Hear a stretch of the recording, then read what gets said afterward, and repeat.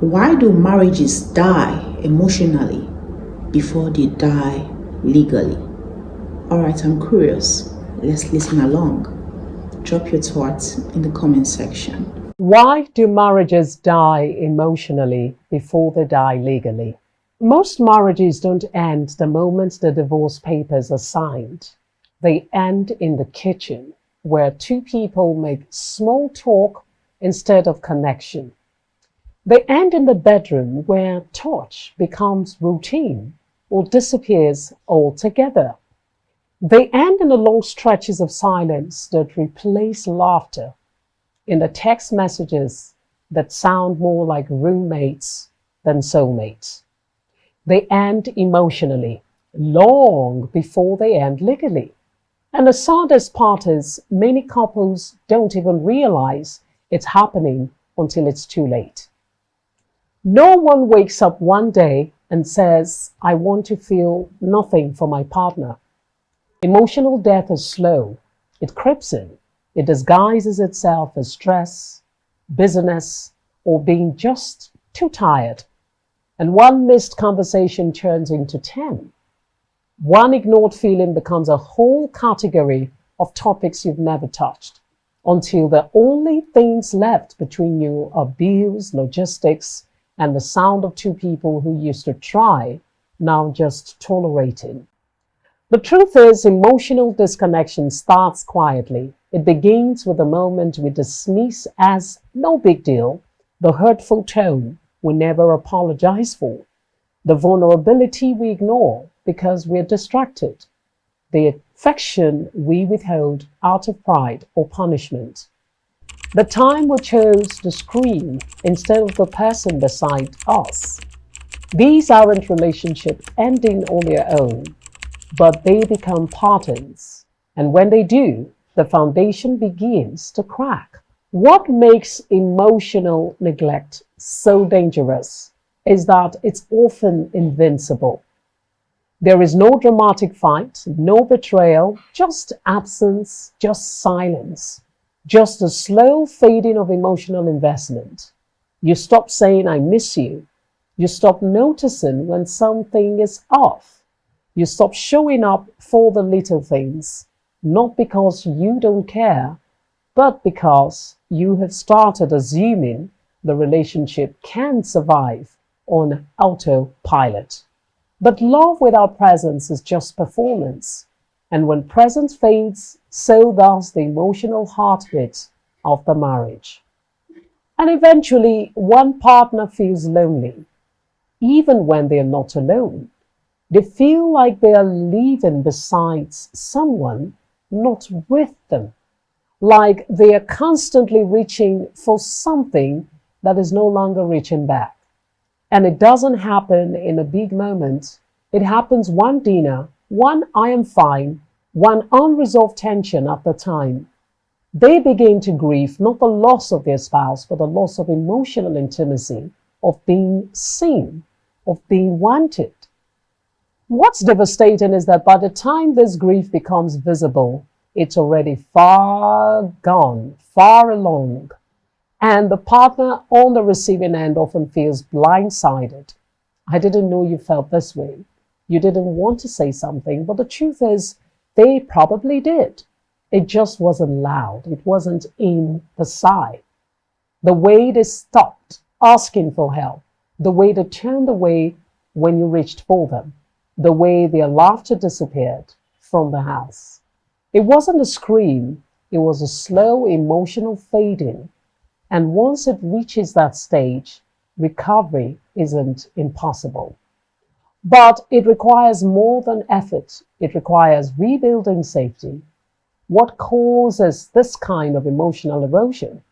Sometimes it is unresolved conflict, a conflict that was never truly healed, a wound that never closed, and sometimes it's a pattern, emotional invalidation, harsh criticism, or avoidance. Sometimes it's resentment for sacrifices never acknowledged, for needs never met, for pain that was dismissed. Other times it's just neglect. Good people who got too comfortable, too distracted, or too overwhelmed to keep showing up with presence. And often, it is not that either partner stopped loving, it's that they stopped nurturing. Think about it. Even the best plants die when they aren't watered. Love is the same. Without consistent emotional attention, without checking in, showing up, and making space for each other, even strong marriages begin to wither like plants. Here is what emotional connection looks like when it's alive. It's being curious about each other's thoughts. It's asking, how are you really? And sitting with the answer. It's noticing when something is off, not just to fix it, but to care. It's expressing appreciation, apologizing sincerely, making time, laughing together, fighting fair, staying open, choosing presence over perfection. And here is what it looks like when it's dying. Short answers, emotional withdrawal, sleeping back to back, not because you are mad, but because closeness feels foreign now. Avoiding eye contact, dreading conversations, losing interest in each other's lives, tolerating instead of tending, managing instead of loving. And what often keeps these marriages together legally is fear. Fear of what divorce will do to the children, fear of what family or church will say, fear of financial instability, fear of starting over. So people just stay.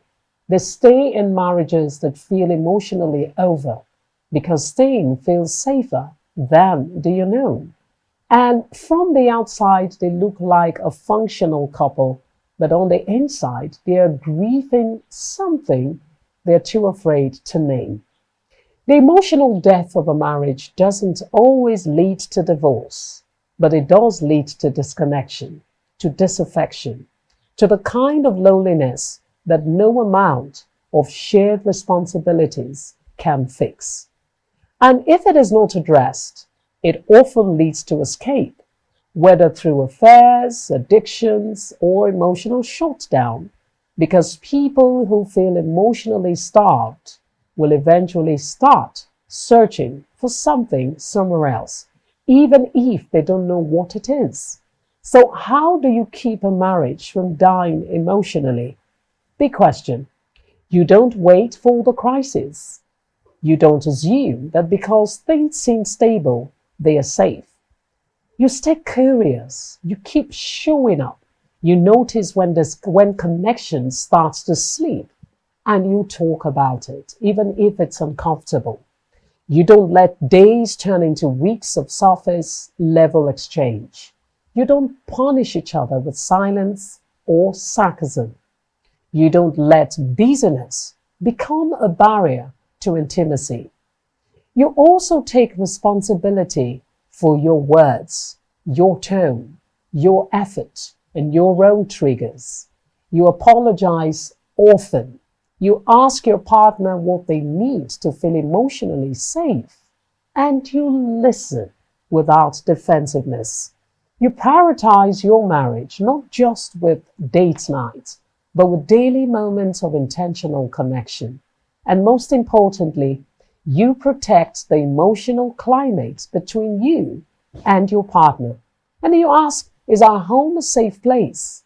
Not just physically, but emotionally. And if you've already felt the shift, if the emotional energy between you has gone cold, don't ignore it. Don't pretend you are fine. Say something. Reach out. Let the words feel awkward. Let the silence be interrupted. And even if you don't know how to fix it, naming it is the first act of emotional courage. Because what breaks connection isn't always the conflict. It's the unwillingness to face it. And if you have been holding in resentment, unmet needs, or pain that you bury just to keep the peace, I invite you to ask, is the silence healing me or is it hurting us? Many marriages can recover from emotional disconnection, but only when both people are willing to do the work. That means therapy, hard conversations, self-reflection, and commitment, not just to each other, but to emotional honesty. Rebuilding takes time, it takes trust, and it takes two people who still believe that what they once had is worth fighting for again. Because a marriage doesn't die emotionally when people fall out of love. It dies when people stop feeling safe to be real, when they stop being seen, when they stop being heard and emotionally held. And if that's where you are, know this. Naming the distance is the first step back to closeness. Now, I want to hear from you. Have you ever experienced emotional disconnection in a relationship that still looked intact from the outside? What helped you reconnect? Or what helped you let go? Drop your reflections in the comments. Someone out there may need your truth to face theirs. And if this message resonated with you, like it, share it, and follow us for more content that doesn't shy away from the truth about love, marriage, and emotional survival. Thanks for spending this precious time with us, and may your connection stay alive, your love stay honest, and your silence never say what your heart is afraid to speak. That was mind-blowing, and I learned so much from that. Thanks for watching till the end. Bye.